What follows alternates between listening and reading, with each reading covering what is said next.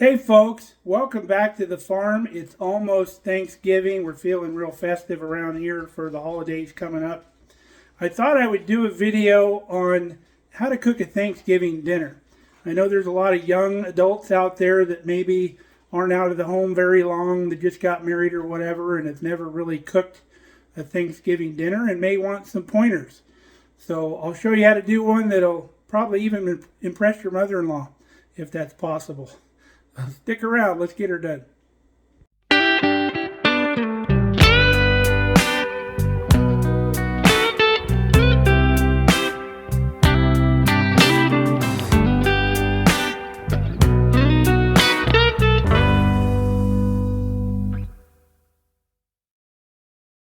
So first things first, we're going to do our turkey because that's going to take the longest. So I bought this turkey frozen at the store. Very rarely can you find a fresh, unfrozen turkey unless it's right around Thanksgiving. So it takes a while to thaw. They say to thaw them in the fridge, but that'll take like a week.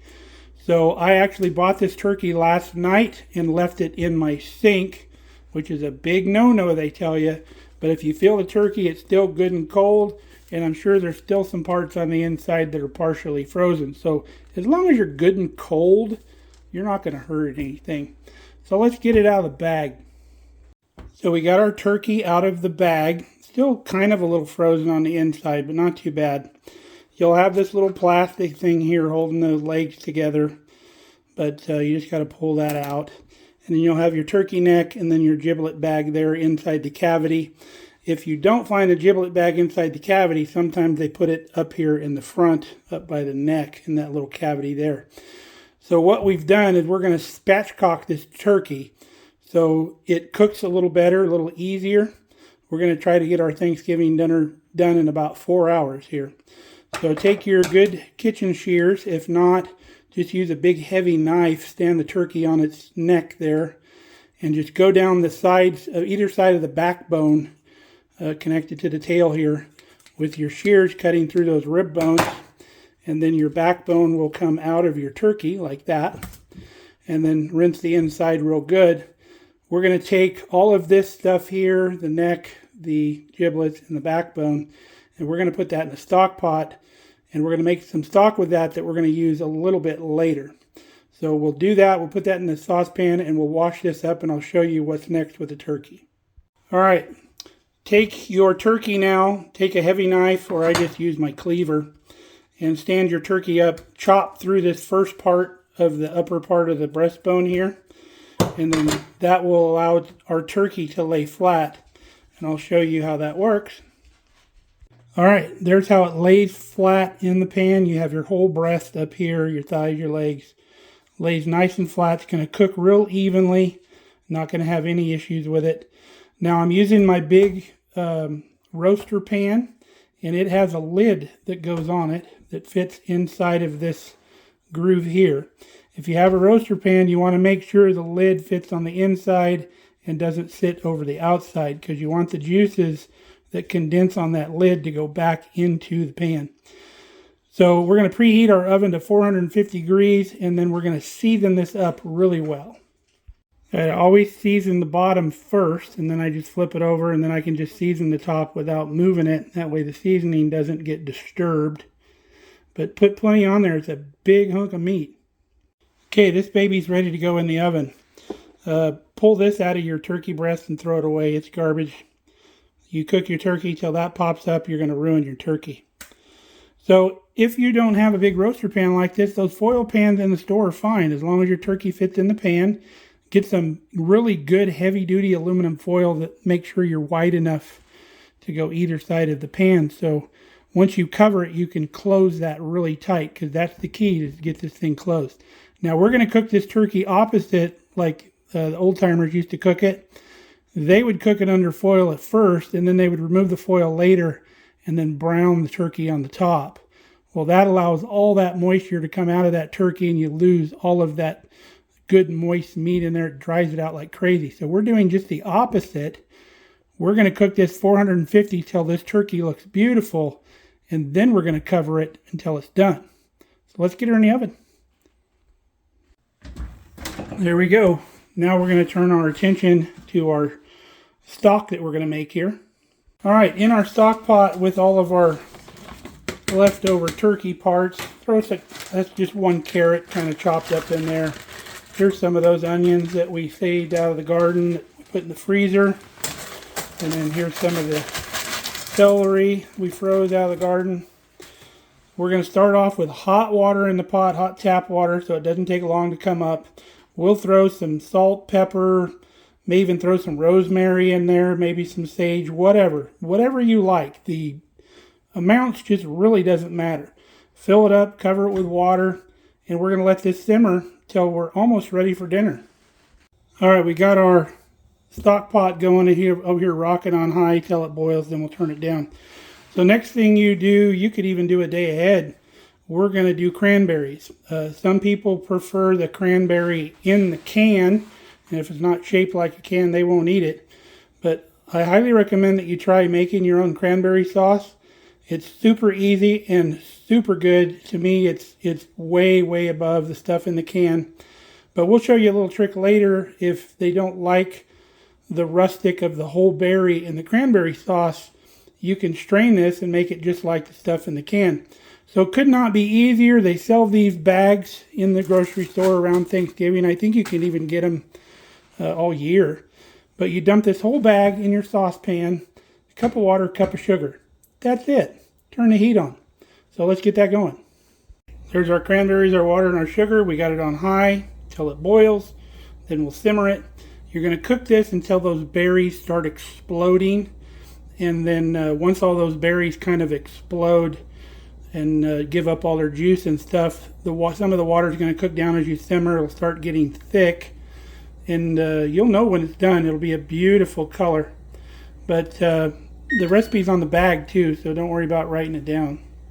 So while we're waiting for everything over there to simmer, we can prep our potatoes.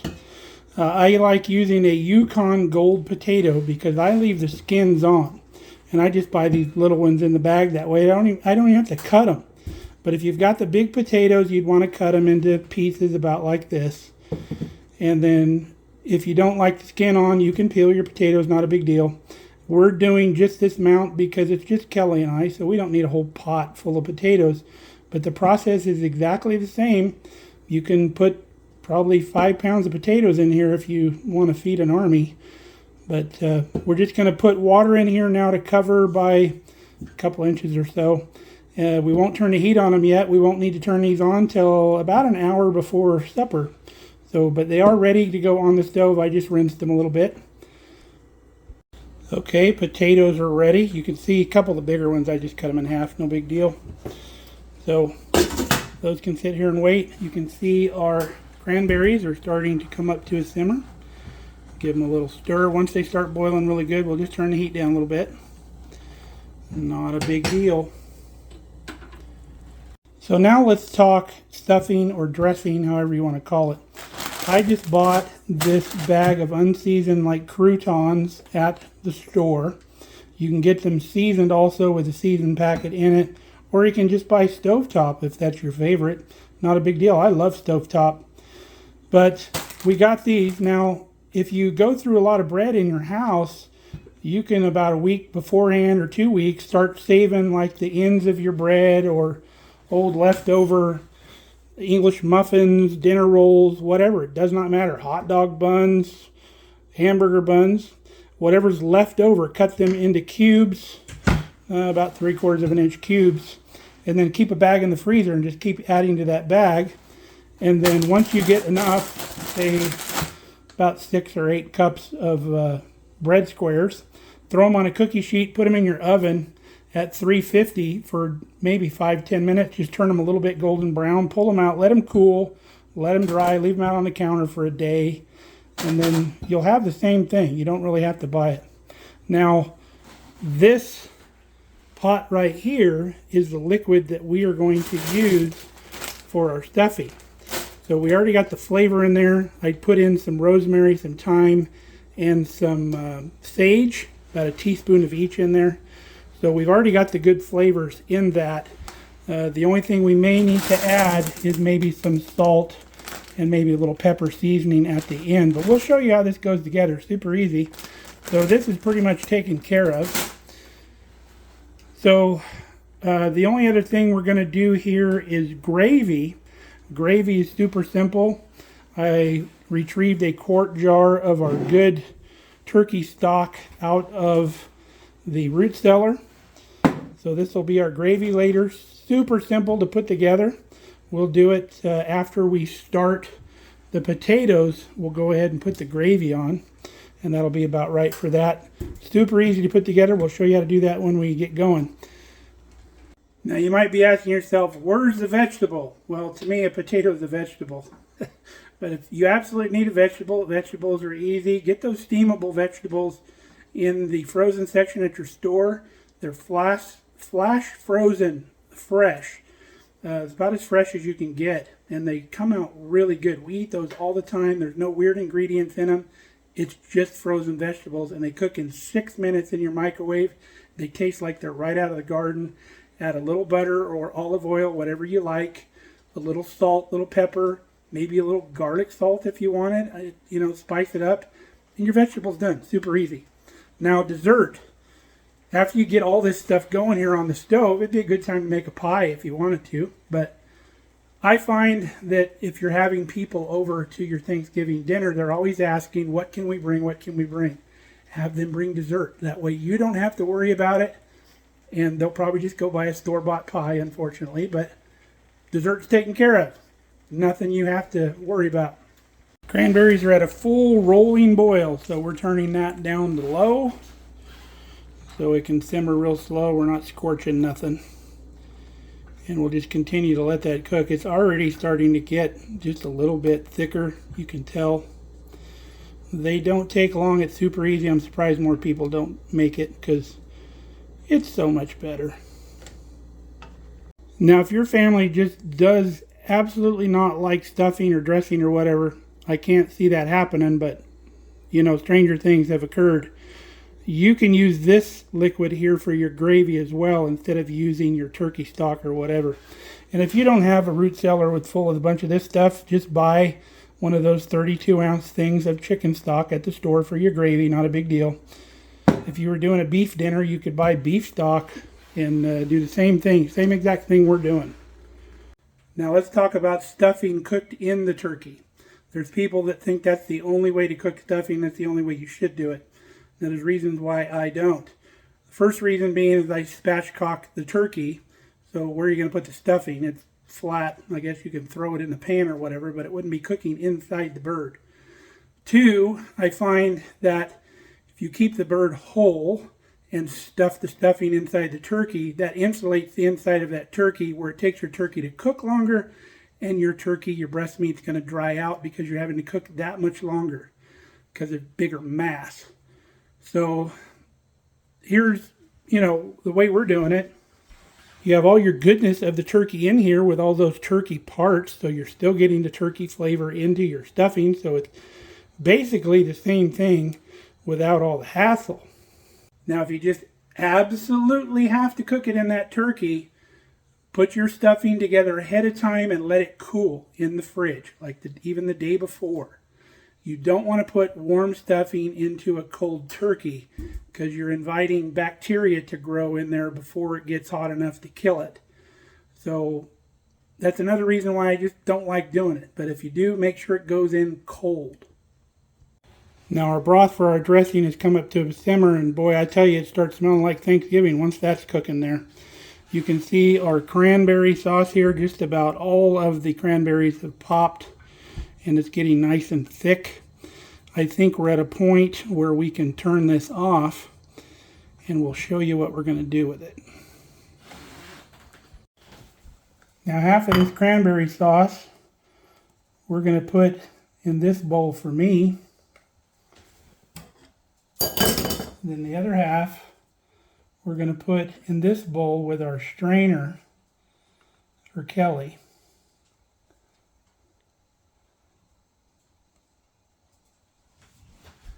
Doesn't that look good? Smells amazing. Smells so much better than that stuff in the can. Of course, the stuff in the can you can't smell actually. All right, there we go. Now the stuff in the strainer, we just work around in the strainer, getting it to go through using the back of that spatula. And we're going to keep working that through until we're just down to like the berry skins. And then we'll have it. There is our 2 cranberry sauces. I got the rustic one that I enjoy. And then we got the just plain sauce one that Kelly likes and the people that like the stuff out of the jar would like. They're going to like that so much better. It tastes so much better. Now here's our skins left in here. You could actually lay this out and dehydrate it and make cranberry fruit leather out of it. Would be fantastic. But we're going to put it in the chicken bin. All right, it's been an hour. Our turkey's taken on a beautiful golden brown color. You can see the juices are starting to flow out of the turkey. So now's the time we're going to cover it. What I'm going to do is I'm just going to use foil like you would if you didn't have a big roaster pan. And we'll tuck it all in around this pan.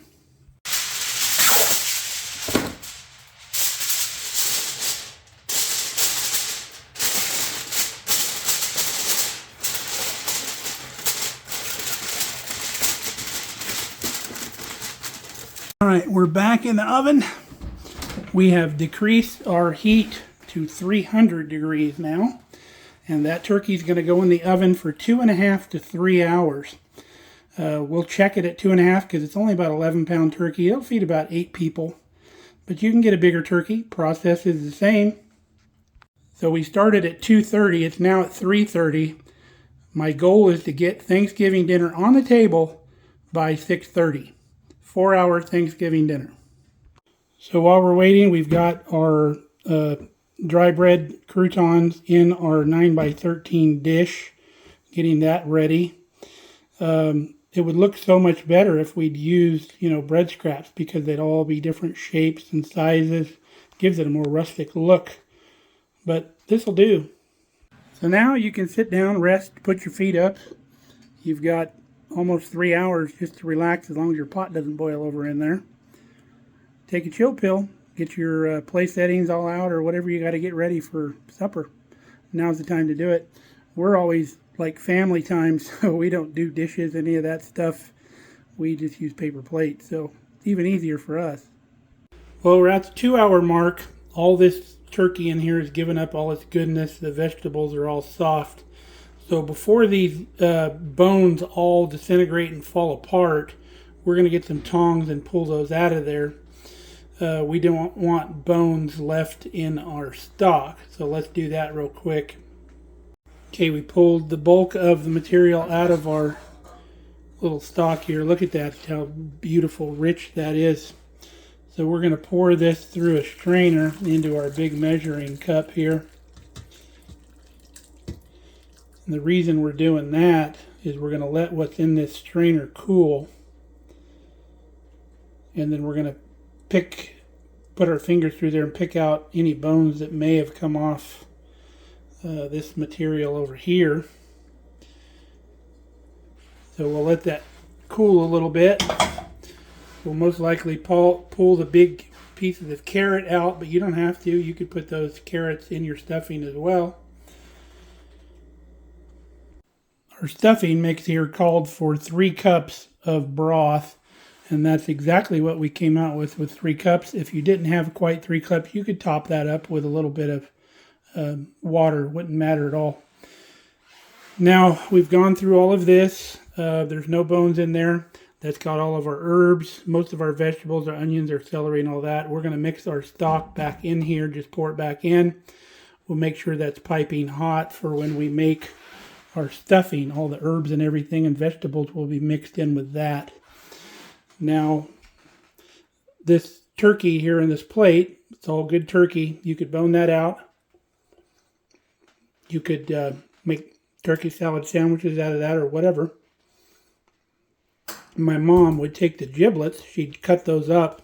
Sometimes she'd put them like in her stuffing mix, or she would even put them in her gravy. I never cared for that, so I don't do it.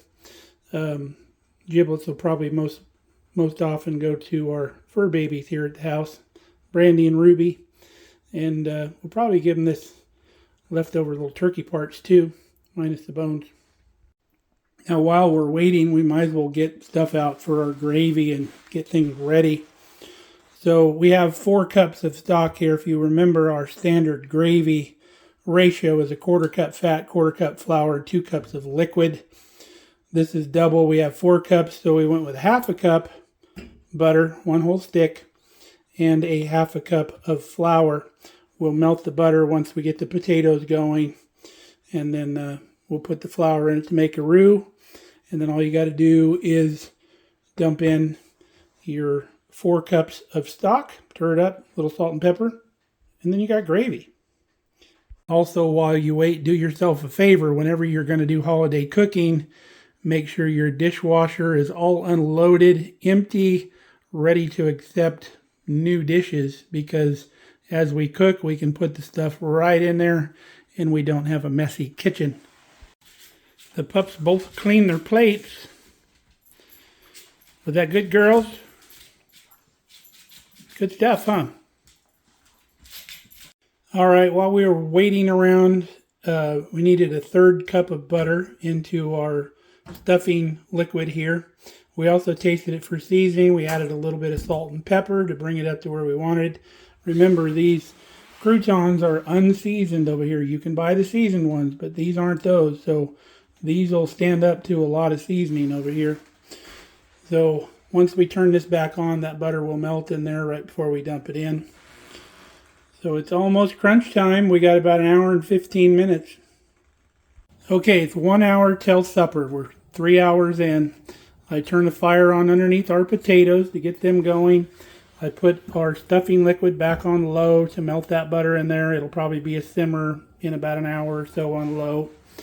I'm still going to hold off on the gravy because it comes together very quickly, so we won't worry about that. Stuff for the cranberry sauce is already made, so still not real crazy busy, but in about 1 hour things will start coming together.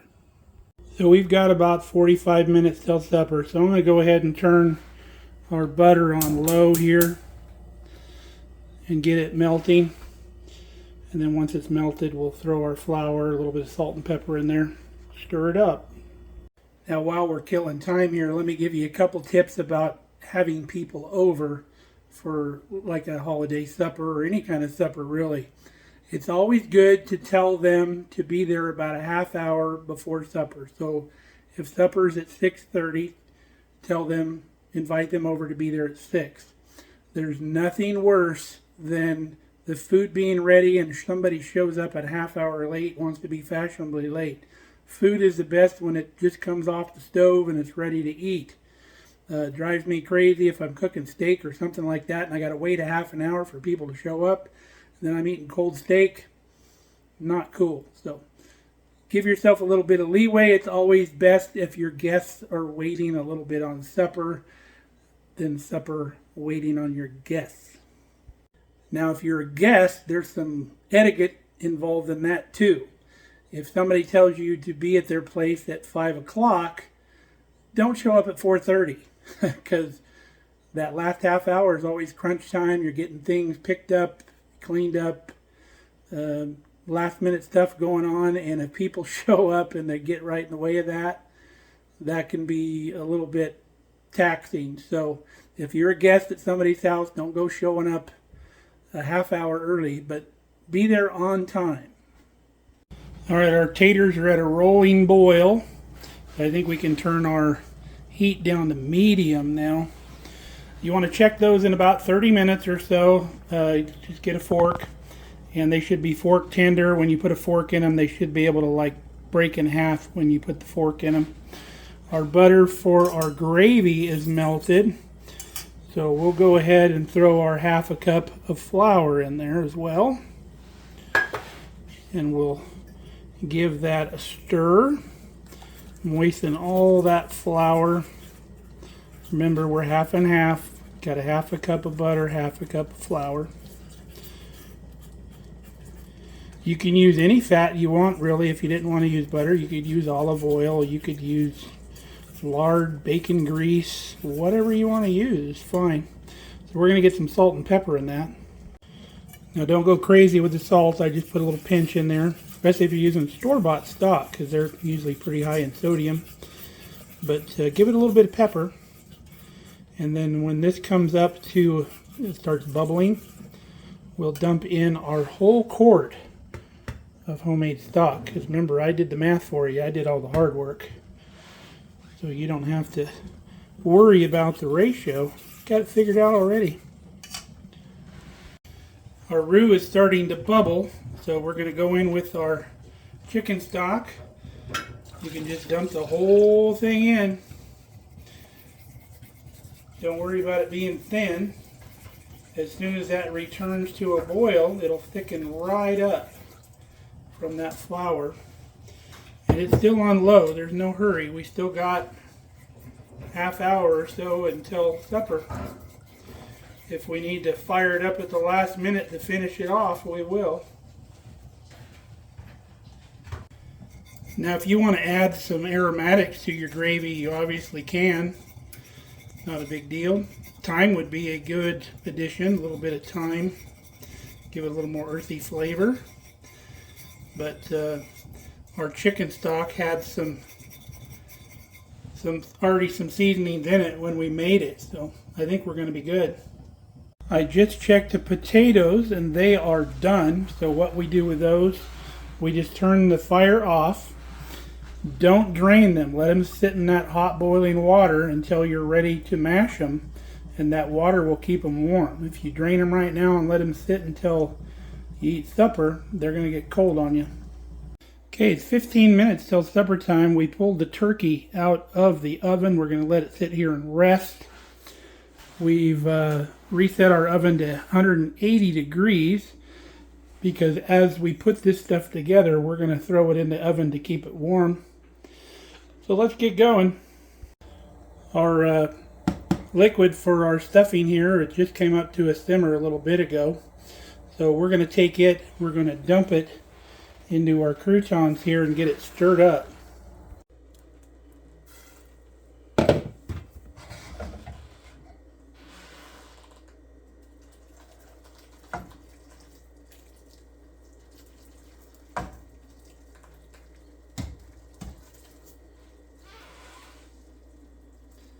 You want to kind of distribute the vegetables and the herbs and stuff over all of it while you pour it in. So now we're going to stir it up. We're going to incorporate all this into the liquid. We're going to moisten everything in the pan. You can see there's still some little bits of carrot in there, here and there. So just kind of fold it around a little bit until all of those croutons get moistened. And then once that happens, we'll give it a good stir, make sure all the herbs and everything are well distributed around the pan. You can see there's not much moisture left in the bottom of the pan.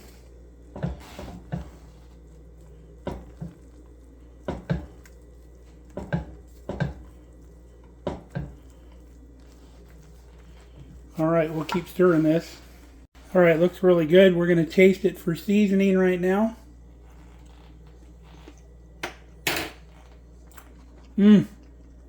That's perfect. Don't need to add anything. So we're going to take this, we're going to throw it down on our oven to stay warm. Alright, let's work on our potatoes. Got our potatoes drained. So in our potatoes, I'm going to put maybe half a stick of butter there. If we did like a whole 5-pound bag, those little bags of potatoes, I would put a whole stick of butter in there. So we're going to also do a little salt and pepper. We're probably going to end up adding some more salt later, because mashed potatoes take a lot of salt to be good. So let's get these started mashing.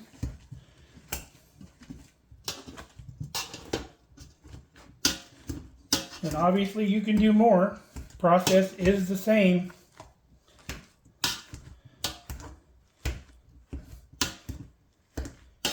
Okay, we got all of our butter mashed in there. That's going to melt real good. You can see our potatoes are broken apart. So now we're going to add my secret ingredient, some sour cream. Probably going to add about half a cup. Again, if you do more potatoes, you need more. Now the sour cream will do the same thing. Some people will put like milk in their mashed potatoes. And the sour cream basically does the same thing. Makes them smooth.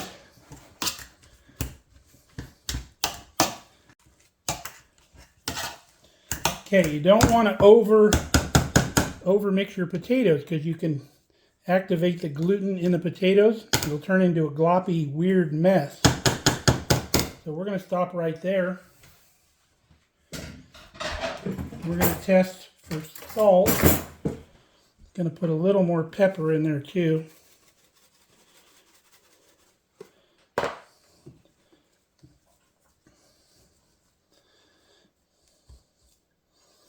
All right, we'll try some of our potatoes.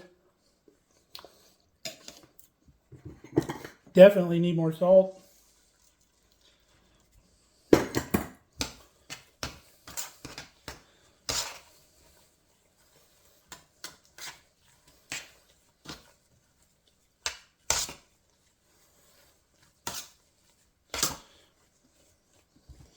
All right.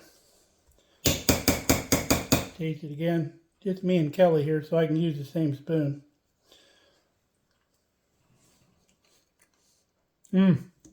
That's perfect. So our potatoes are going to go in the oven as well.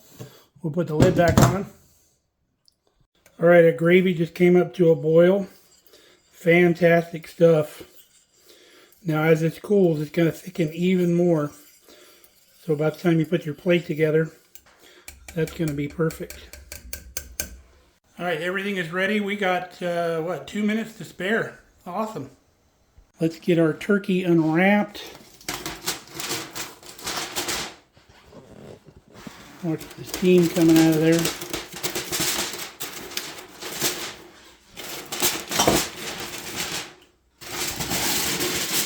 Ooh, look at that. Isn't that a thing of beauty? So you take one of these legs right here. See how that just twists right off? Look at that. Perfect. There it is, folks. Thanksgiving dinner served up. Let's try some of this breast meat here. Super tender, super moist. Very yummy. Let's make a plate. There you go, folks. Thanksgiving dinner. Fantastic. I like the thigh meat. Kelly got the breast meat. Can't wait to dig in. So I hope you enjoyed this little tutorial on Thanksgiving supper. It's not rocket surgery, folks. It's fairly easy. We had full-on Thanksgiving supper in 4 hours. Not too difficult. I would say we were only standing up working an hour out of those 4 hours. So easy peasy. So till next time, stay safe, stay healthy. We love you guys. Get out there and cook some Thanksgiving dinner. Come back and see us.